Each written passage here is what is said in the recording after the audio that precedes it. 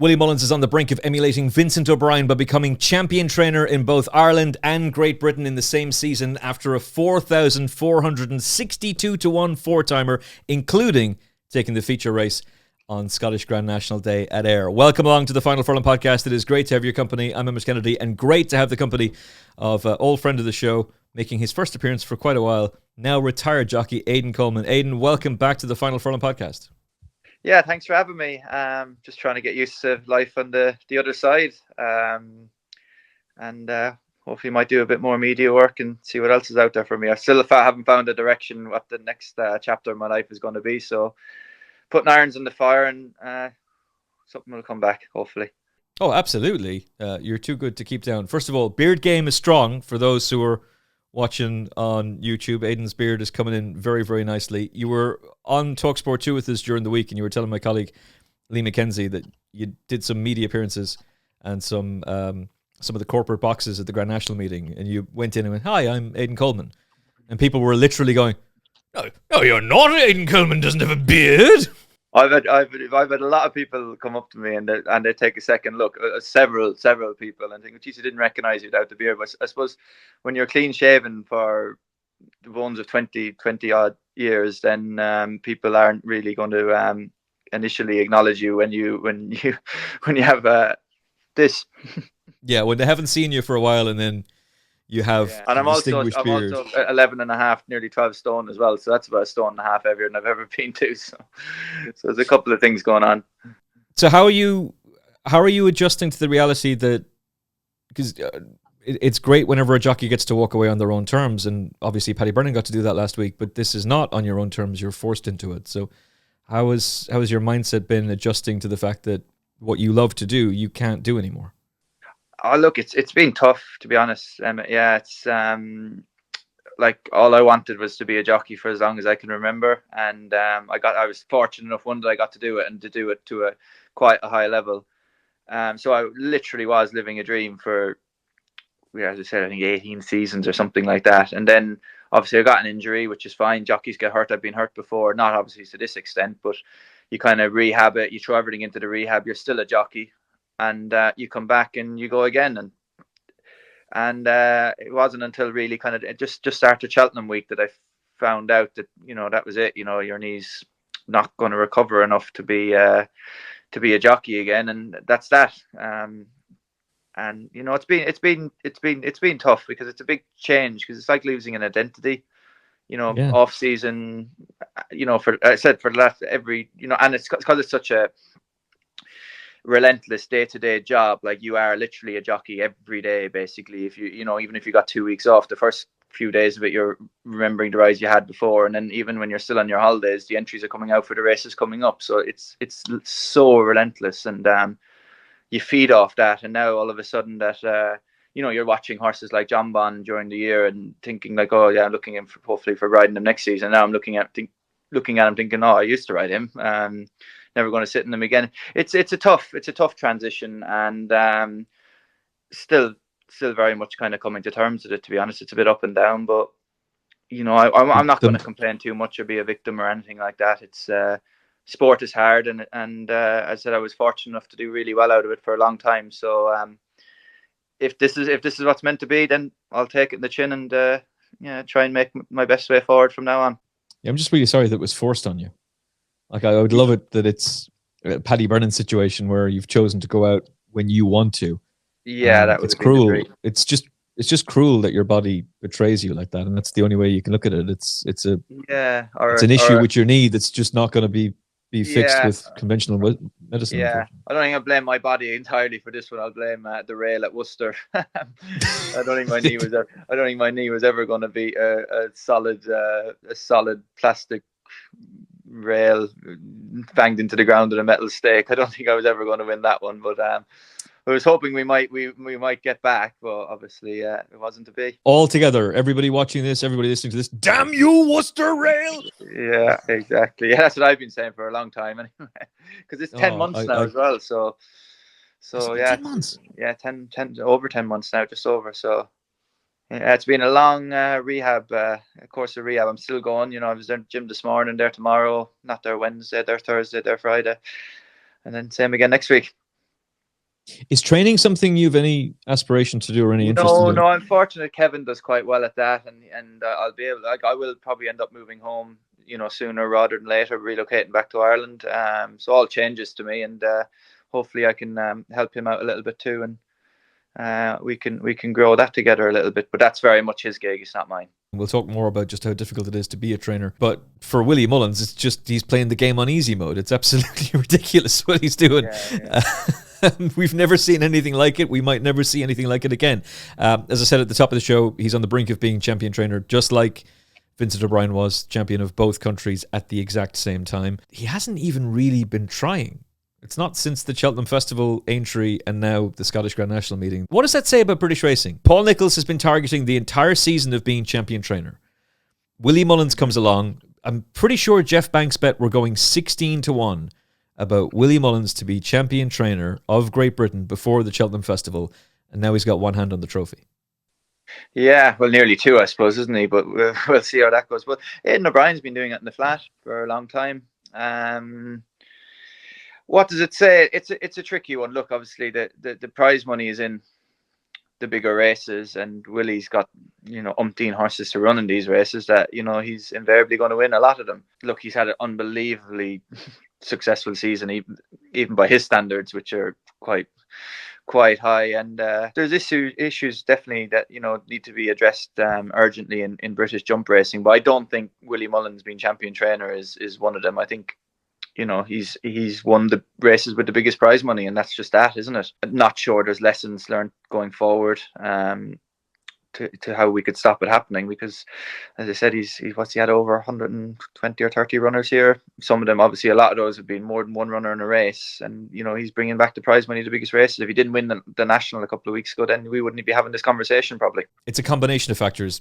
Nicky Henderson's yard suffered the bug that it suffered. There's obviously something very, very wrong at that yard, and that effectively rules out every single one of his big guns from the Cheltenham Festival, and then also compromises a number of them at Aintree as well, because as Lizzie Kelly was saying, yeah, John Bon won and Sergino won, but you're going to get your fingers burnt if you're supporting Nicky Henderson that week because Shishkin blew out. You just don't know who's going to perform and who isn't going to. So that's worked out in his favour. He's won the Grand National, which has obviously worked out in his favour. He's then extraordinarily won the Scottish Grand National a week later, which basically hands it to him.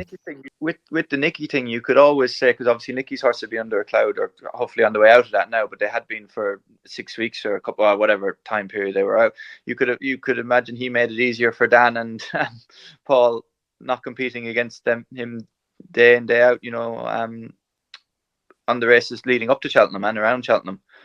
That's a good counterpoint. It's only. I just think this year is. I don't think this year. I think Willie Mullins could be champion trainer in Britain for a couple of years with the power, the team of horses he has.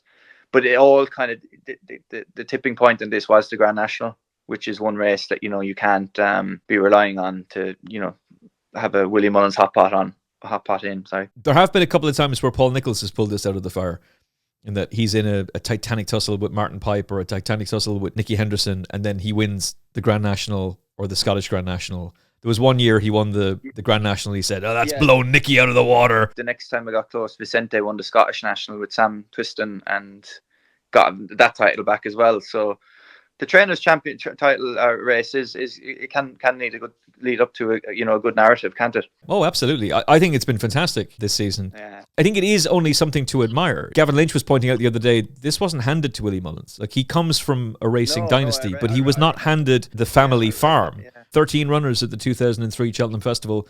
He had probably in excess of 80 in the 2024 Cheltenham Festival. It's extraordinary.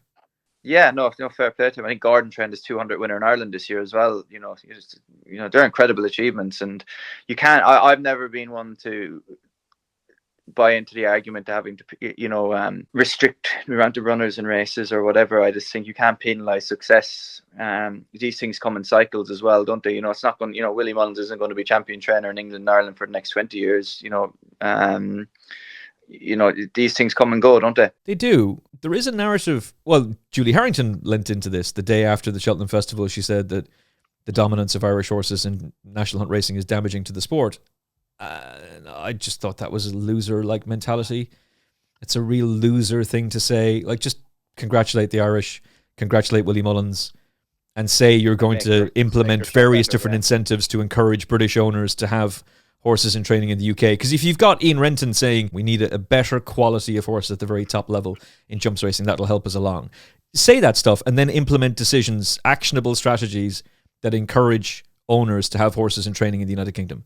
Don't just point the finger of blame at Ireland. Willie Mullins, Henry de Bromhead, Gordon Elliott, yeah, they're having great success, but that's 3 people. In terms of prize money, there are 24 trainers in the United Kingdom who have won over £500,000 in prize money this year. 4 of them are the big 4 Irish trainers. Willie Mullins, Henry de Bromhead, Gordon Elliott and Gavin Cromwell. But that still means there are 20 British-based trainers who have won over £500,000 in prize money this year. How many Irish-based trainers have won more than, and we'll just do euro, have won more than €500,000 in prize money? 4, 5? 4. The big 4. That's it. Which are the 4 you mentioned, and who would the 5th one be? The 5th one is Philip Rothwell, and he hasn't won 500,000 in prize money, but he is the only other trainer to train over 40 winners this season. So Philip has had a tremendous season. He's won over 400,000 in prize money, but those numbers, I think, to a certain extent, like they even hide the true fact. Like if you go down to the British Trainers Championship, Donald McCain, I like Donald, and I've had the privilege of being at his yard. Donald McCain is 16th in the British Trainers Championship, and he's got £828,000 in prize money this season. That's a huge amount of money, but it's not really £828,000. It's 82,000 because he gets 10% of the prize money. So all of this is distorted. You look at that and you think, oh my goodness, Harry Fry is making all this money. Like they're raking it. Judge O'Neill, 950 grand. They're raking. No, it's 95,000. Now, they're obviously getting paid. Are trainers on 10%? Isn't it 10%? It's 6.8 for jockeys. Yeah, so it's trainers 10. I've never known much. I've never asked a trainer what they get percentage wise. So you'd probably know more than I would. But jockeys aren't on 10 anyway. That's a common misconception with us. Yeah, it's worse for you because it's not just that it's 6.8% for the win. It's only 3.5% for the place. Yeah, in and around. They keep jigging them around every now and then. But yeah, whatever's there now. It's not my problem anymore. No, it's not true. But you also have to pay your agent, and you have to pay some of the stable staff get paid from out of that stuff. The valets get paid. Like it's brutal to be a jockey in the UK. Like you're not. And it's said in the mainstream media, to do it to what I'm doing now, though. Well, yeah, fair enough. Running a yard is going to be an incredibly expensive endeavor. And I know you're getting paid for each horse you have in training. That's assuming the owner is paying their training fees on time, by the way. So if you've got 20 trainers in the United Kingdom who've actual British-based trainers who've won over 500,000 in prize money this year, I would say that's pretty healthy in comparison to Ireland, where those same 4 who have won €500,000 in excess, and Willie Mullins is on well over €5 million, Gordon Elliott on well over 4.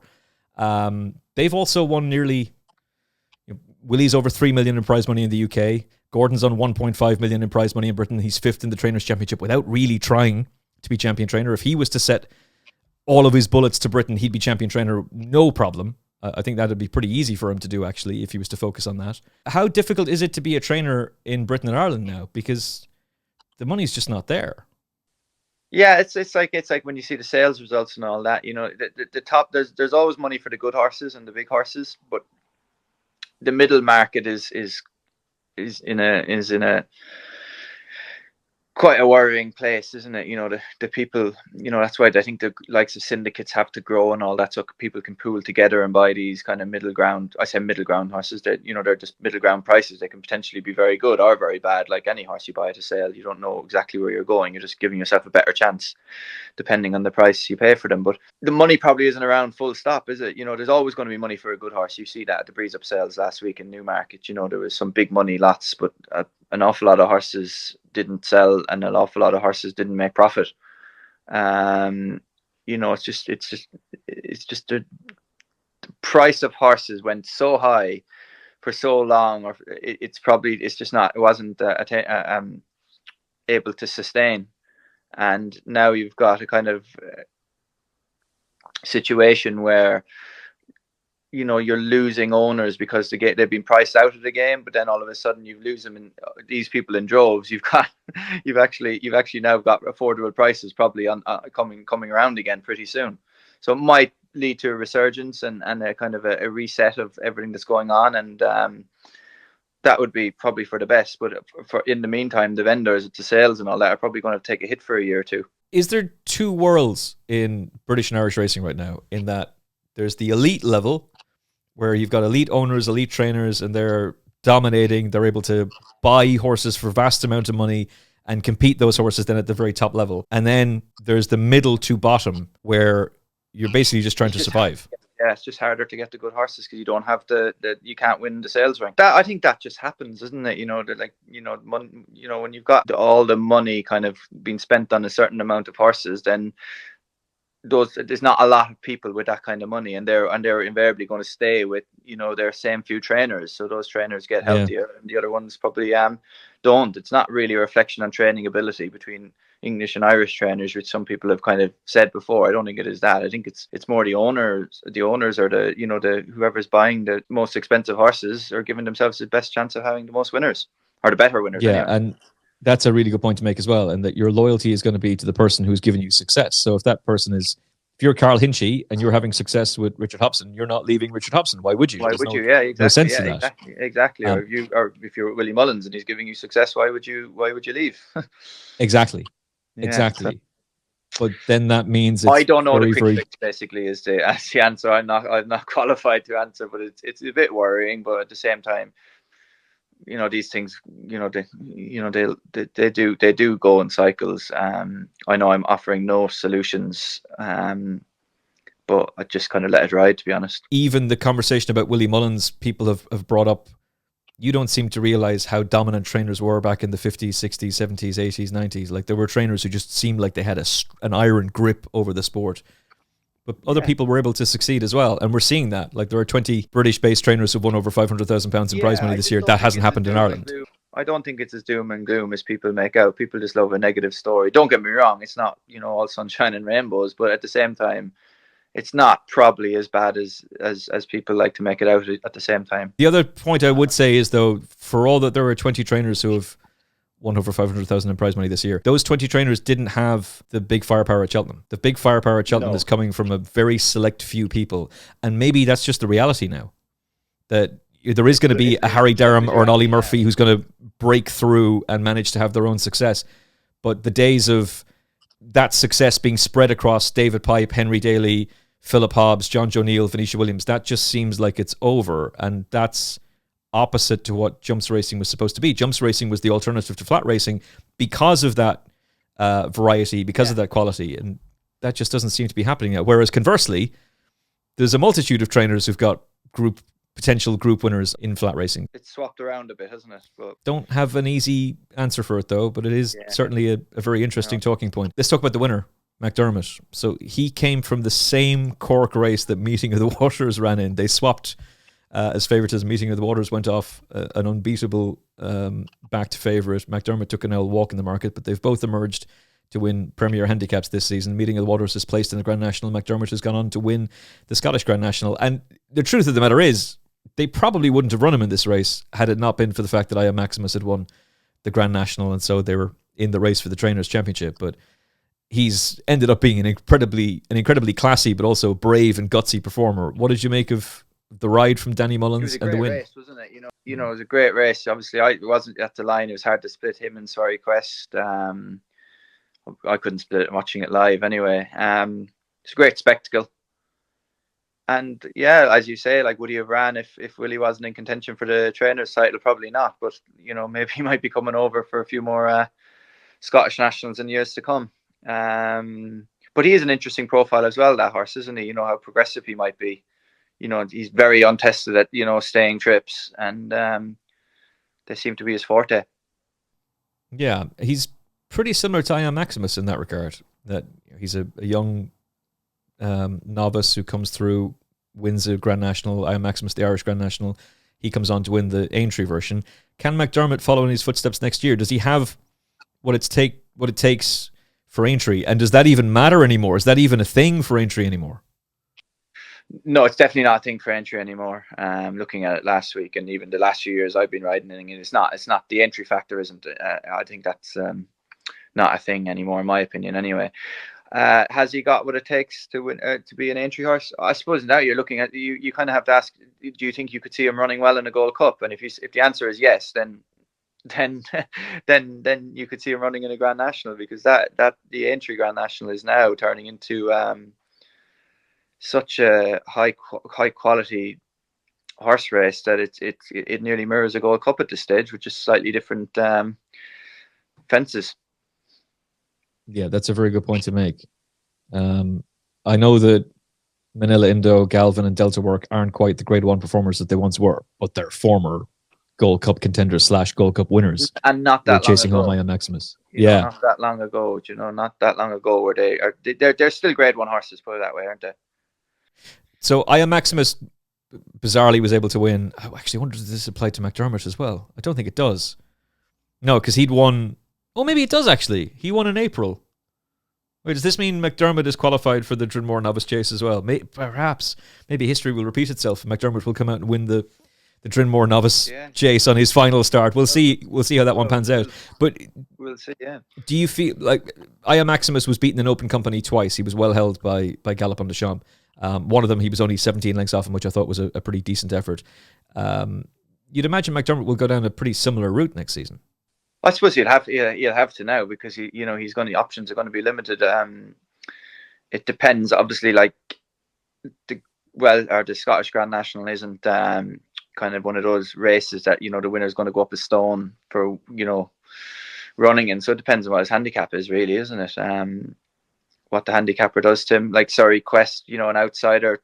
Macdermott, it was like 18-1 at the time. So it could, arguably, what the handicapper will do to him. I don't think he's going to be as highly rated as I Am Maximus in his first start next year. So I think if he was running up in the Drinmore, he's going to be pretty wrong at the weights, isn't he? I think. He should be. I could be wrong, but you would imagine he would be. I mean, the BHA handicapper can be a little bit creative with the numbers they come up with, but 137 beats 133 beats 133 beats 132. You can't be flying up to the 150s. Yeah, surely. He's not going to run the. That's in and around that is what his handicap mark is going to be. What he's going to start with next year, isn't it? Yeah, it should be. Great performance from Toby Laws. Kevin Brogan gave Surrey Quest a cracking ride. Gavin Sheehan again continues to be in money when it comes to these. Gift maker. He's run a cracking another great season for Jamie Snowden as well. And then this little known trainer from Ireland has the 4th, 5th, and 6th as well. It's just remarkable what Willie Mullins is doing. Yeah, literally. Yeah, it goes to show, like, if I Am Maximus didn't win, what would have actually the Welsh National or the Scottish National looked like? Yeah. Interesting, isn't it? Very different landscape to the one that it was dominated by Clas Sutton. Yeah, but he did win, and that's just the way it is, isn't it? So you can't really be talking about ifs and buts, can you? I do wonder if, because to be fair to Patrick, he said it on the Final Furlong podcast back in November, as we were building up to the Fairyhouse Winter Festival, that they were thinking about the British Trainers' Championship more than they had done in previous years, but they weren't going all out for it. And I wasn't even that sure that Allaho was going to go for the King George. And then when he got beaten, you might have thought, oh, well, that's the British Trainers' Championship over and done with. But the firepower he has for Cheltenham, the prize money he's won there, put him on the map, and then he's sent a pretty decent team to Aintree. And now his C team is able to go and tear up the Ayr Grand National meeting. Yeah, he's probably going to have a few more goes at the British Championship, isn't he, Willie? Because he's got all these stars running into each other, so they might as well run over here, run in the UK, which is not what the UK trainers want to hear, but that's probably what's going to end up happening, isn't it? I would be amazed if it wasn't what happened. I really would be. And it's so accessible to get from England to Ireland these days as well, isn't it? It's not as if you're going to the other side of the world. It's just travel. Them horses travel well these days, don't they? Aidan, has anybody checked on Dr. Richard Newland? Is he okay? Is he all right? I don't know. That's. Is he turning up to Foss Last with a big sign saying "Build that wall"? Brexit means Brexit. Yeah, Trump-esque, isn't it? I don't think I'm out with it, right? I don't think I'm out with the riding, my racing kind of normal kind of stance on these things, which is sit on the fence when you're a jockey. I think I need to work on my opinions. No, you're grand. I would just say I like Dr. Richard Doolan quite a bit. I think that the article was just a not particularly well thought out one. And I will reiterate that he did say on Look on Sunday, well, some of my best friends are Irish, or along those lines. Yeah. I'd love to talk to him about his views. I think that those opinions really stemmed from Julie Harrington leading the way. Talking, though. It did. It got people talking, but I would argue that the reason he was saying what he was saying is because he was picking up the baton led by Julie Harrington. And if the CEO of British Racing is talking, the British Horse Racing Authority is speaking in that way, then it's going to lead people to say things that they would later regret.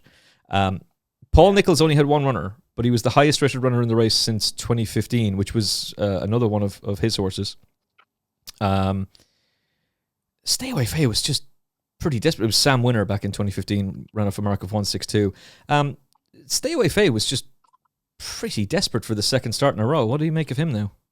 I don't know, and I've been a huge fan of the horse all season. Obviously won the Albert Bartlett last year, was very good, early season. Even his run in the Cotswold Chase and Open Company as a novice was like a Gold Cup form kind of run, wasn't it? And he was really exciting after that. And then, there seemed to be excuses and valid reasons for him underperforming at Cheltenham. But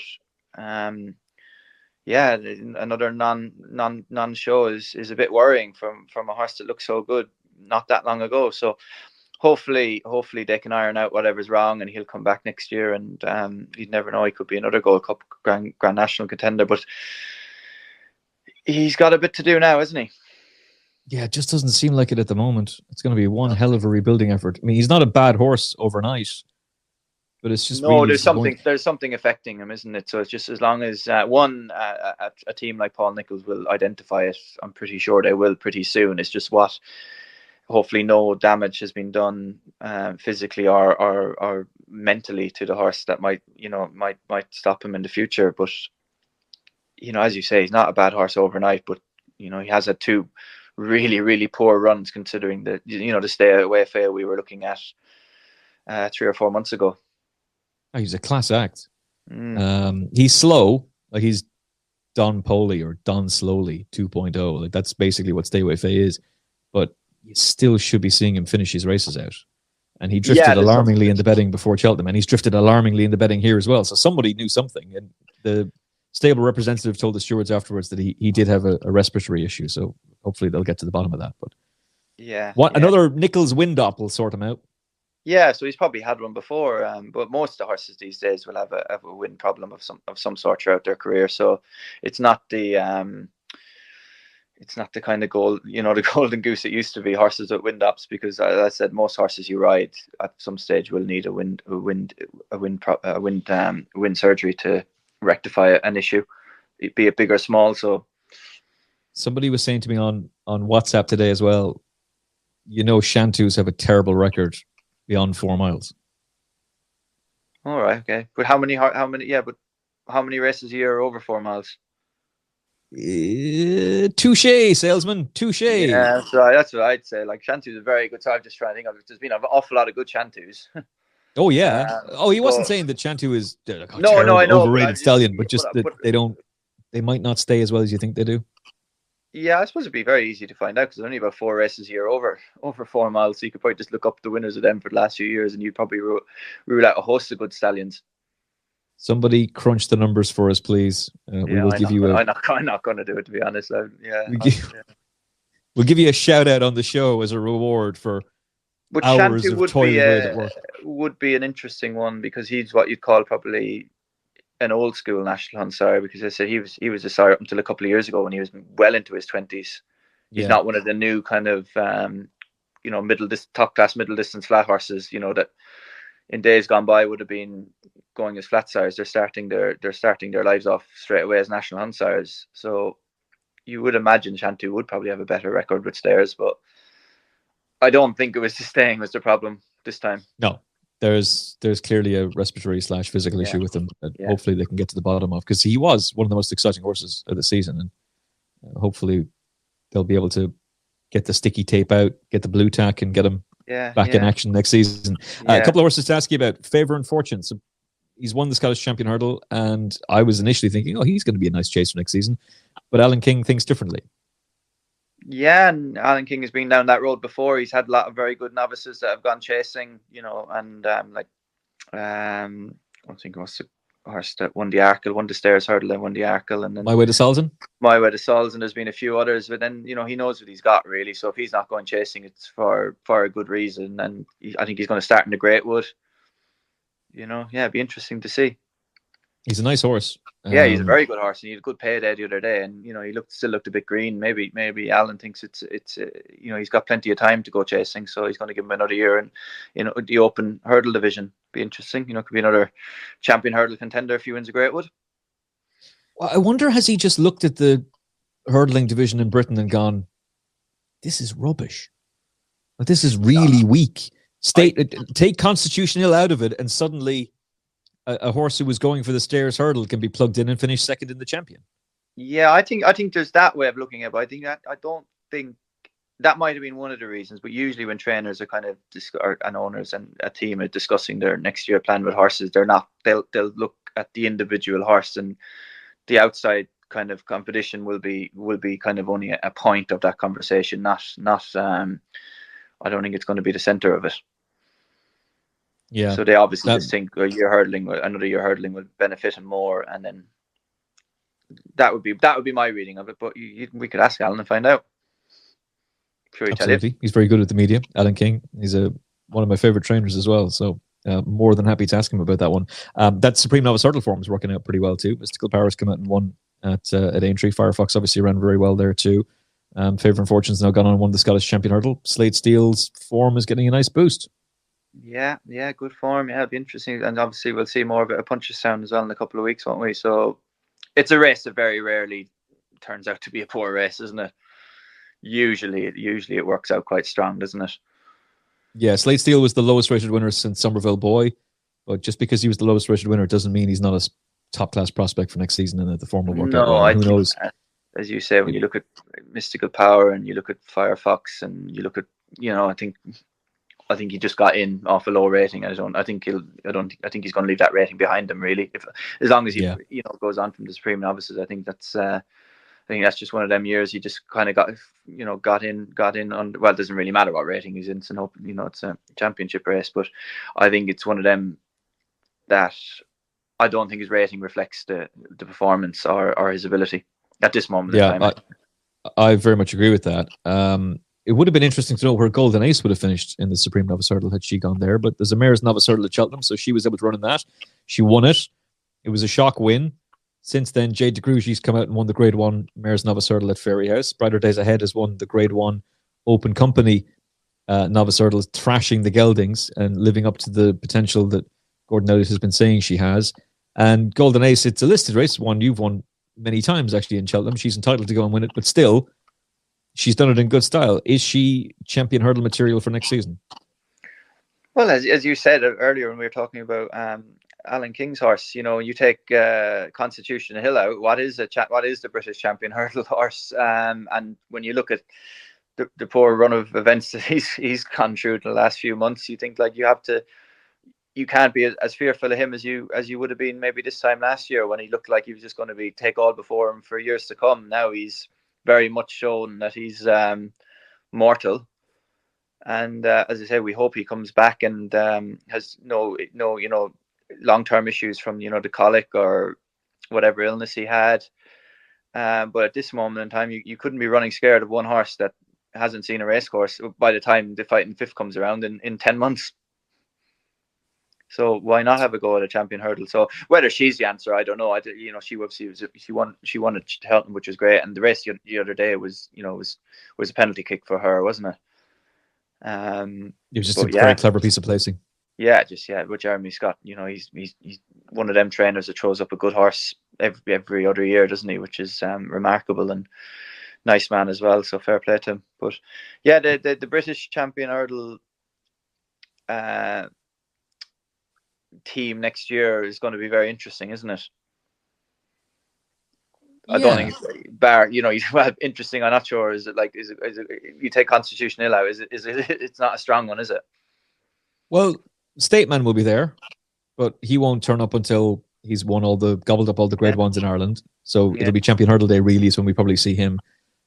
Mystical Power might Well, this turn is up it to with the Willie fighting with fifth. all these. They are probably going to come to your fighting fifths and your fighting fifths and your Christmas hurdles and the international hurdle. Willie won that already this year, didn't he? With Lossimout.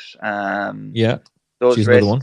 Yeah, another one. Yeah, so you probably will see a lot more Irish runners in these until Constitution Hill asserts his dominance again. In your experience, given what's happened to Constitution Hill and what we've been told about what the horse has been through, how worried are you that he'll come back to the horse he once was? You'd have to be very worried. I think he should be okay, but if I had something depending on it, I'd be very worried. Yeah, it's a big task to come back from the trials he's had over the last couple of months. But saying that, he has looked like potentially one of the greatest horses we've ever seen. I always said outrageously talented.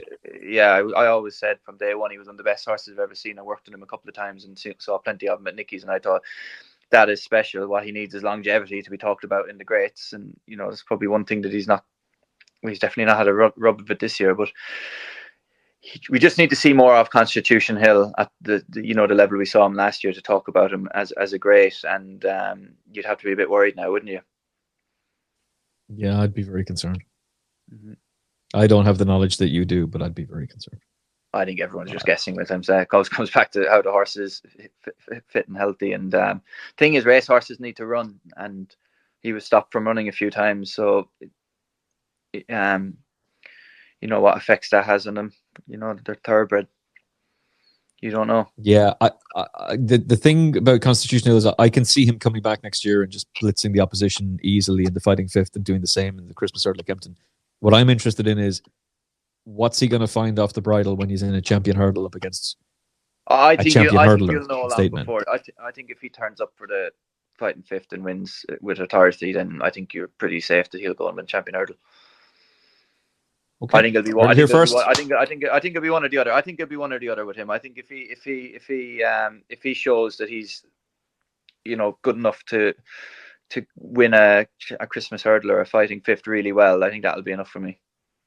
Tell you what, take all that out, Trish, because what we're going to do is we're going to try and stitch up Jeff Banks, and if we can get Jeff to push him out to a massive price. Well, Jeff's been around long enough now in the fighting fifth minute. Oh, I don't know. He's not that. And then we just hammer him and make an absolute fortune. That'll work. That'll work nicely. Until he works bad 2 weeks before. Oh God, no. Not again, Nicky. I hope he's back, and I hope he. Yeah, it'd be great to see him back. Good. He's a lovely horse, and he does deserve Yeah, well, also racing just needs a star like him, and he's a superstar of a horse. It is good to hear Nicky saying the Shishkin's coming to Punchestown. Great, yeah, great. Good man, Nicky. Quai De Bourbon, just very briefly indulge me on him because I backed him for the Martin Pipe. Gavin Lynch was all over him as well. He ran well that day behind Better Days Ahead, but brighter days ahead even. But what do you make of his long-term prospects for next season after his win at Ayr? I just think you have to look at Willie's number one pick for the Martin Pipe at Cheltenham is usually a very, very good horse, isn't it? His winners or runners in it over years gone by have been pretty, for a handicap, have been pretty impressive, haven't they? And if he was good enough to be the yard's number one pick and run well with it, he didn't underperform or bomb out or anything like that. He ran really well. It's just a race that probably could work out very well. He's probably a horse, it's going to be, own connections would say he's going to probably play a big part in the novice chases, the better novice chases next year, isn't he? Yeah, I'd imagine intermediate staying trips over fences next season will be deadly. He didn't quite win, but Sir de Champ, Don Poli, Kiloltovic, Galopin de Champ. It's not a coincidence that those horses were all targeted at the Martin Pipe and then ended up being Grade 1 winners in their own right afterwards. So let's see if he can. I think he's going to be a really good horse next year. I think Gordon's one will be really good too. Speaking of Cheltenham, Ian Renton has been in the news in the Racing Post. James Stephens has been doing some sterling work there, talking about potential changes to the Cheltenham Festival for 2025. The Cheltenham Festival boss, this is according to the Racing Post, was explaining there will be a number of changes to the race program in response to the drop in the number of top quality horses taking part. The 4-day, 28 race structure will remain. but each contest will come under scrutiny to ensure jump racing's biggest festival maintains its competitiveness. Coming to us from the Racing Post. Well, if the 4-day 28 race program is going to stay, because according to the Jockey Club's market research, everybody wants a 7-race card at Cheltenham, how is it going to improve or get better if it's still going to be a 4-day 28-day festival? 28 race festival. I would love to have back to 3 days and lost the race and have lost 3 races and had an extra race of 3 days of an extra race and each day and got rid of. But that's not happening. I don't think it's ever been. Aidan Coleman, will you be the new CEO of the British Horse Racing Authority? I'll give it a go for the money. Get out, Julie! Get out! No, I'm not qualified for that. I'll give it a go. But I have very radical views. You are qualified. I'm not sure what I need it. I'm not sure I have the people skills or the racing. Just no, I'm not. Yeah, no, I think I'm. But I do. I would like. He just gave up. Just yeah. No. Just no. No, I don't think. I don't want to fight a losing battle. I wouldn't even bother trying, even contemplating it, to be honest, because it's not going to happen. So. Maybe one day. Yeah, changes. But the changes are like, if you're saying we're not dropping any races, then you're basically saying you're not changing anything. So what's the big radical change going to be? Make the cross country a handicap? Well, I think that's one that should happen, but that's not really going to do a lot for the meeting. Maybe bring in a novice handicap chase of some sort, replace it with the Turners. Not sure about the mayor's program. Is there, could you think, is it Kevin Blake maybe, or someone said maybe make a couple of the mayor's races handicaps, which would force the elite mares into the championship races, and it gives, or just downgrade the mayor's hurdle to a grade 2. Yeah. Or I think if you made them handicaps, so handicaps they have more runners, don't they? And they're more of a betting heat, and it gives everybody a chance rather than just the elite trainers. If you made them maybe handicaps, and it would force those mares out of those races into champion hurdles or champion chases. They get allowances in them races. Put the kettle on, won a champion chase. It's somewhat as an outsider with a £7 allowance. Everyone actually thought she was going to go for the mares race, and she might have even had an entry. But Henry's thinking and the owner's thinking and my thinking when we all discussed it was, I had very little part of this, by the way, they kind of just came to me last, was Arkle winners have such a great record in the champion chase, let her have a go.